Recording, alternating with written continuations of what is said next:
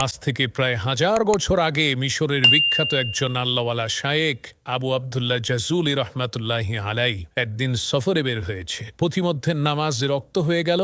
এখন ওযু করার জন্য তো পানির প্রয়োজন। পানি যদি না পাওয়া যায় তাহলে তায়াম্মুম করার বিধান আছে, কিন্তু প্রথমে পানি তো খুঁজতে হবে। তো আবু আবদুল্লাহ জাজুলি রহমাতুল্লাহি আলাই তিনি পানি খুঁজতে আরম্ভ করলেন। খুঁজতে খুঁজতে তিনি একটা কূপ পেলেন। সেই কূপের মধ্যে চেয়ে দেখলেন কূপের নিচে টলটলা পরিষ্কার পানি আছে, কিন্তু দুঃখের বিষয় সেই কূপের আশেপাশে কোনো বালতি নেই। তখন আবু আবদুল্লাহ জাজুলি দেখতে পান ওই কুয়া থেকে একটু দূরেই একটা ঘর রয়েছে, আর সেই ঘরের ছাদের উপরে ছোট একটা বাচ্চা মেয়ে খেলা করছে। তখন তিনি ওই বাচ্চা মেয়েকে ডেকে বললেন, মাগো, নামাজে রক্ত হয়ে গেছে, আমি একটু উযু করে নামাজ পড়ব।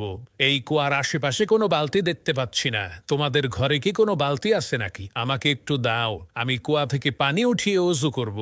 তখন সেই মেয়ে জিজ্ঞেস করল, মানে আনতা আইয়ুহাল মুসাফির, হে পথিক, আপনি কে, আপনার পরিচয় কি? তখন তিনি পরিচয় দিয়ে বললেন, আমি হচ্ছি আবু আবদুল্লাহ জাজুলি। মেয়েটি তখন বলল, হায় আফসোস, আপনি হচ্ছেন আরবের সবচাইতে নামকরা বিখ্যাত শায়েখ।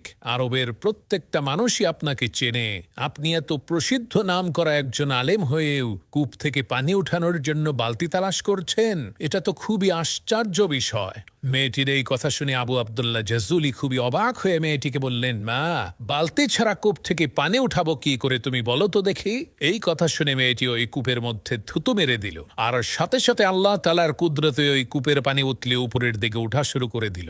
মেয়েটির এই কেরামতি দেখে আবু আবদুল্লাহ জাজুলি তাকে প্রশ্ন করল, মাগো, তুমি কি এমন কাজ করেছো, কি এমন আমল তোমার আছে যার কারণে এত বড় কেরামতি তুমি দেখাইতে পারলা? তখন সেই মেয়েটি বলল, হুজুর, আমি মাঠে বকরি চড়াই, আর আমার বকরিগুলো যতক্ষণ পর্যন্ত মাঠে ঘাস খেতে থাকে ততক্ষণ পর্যন্ত আমি আল্লাহর শ্রেষ্ঠ পয়গাম্বর বিশ্বনবী মুহাম্মদুর রাসূলুল্লাহ সাল্লাল্লাহু আলাইহি ওয়াসাল্লামের উপরে দরুদ পড়তে থাকি। সুবহানাল্লাহ।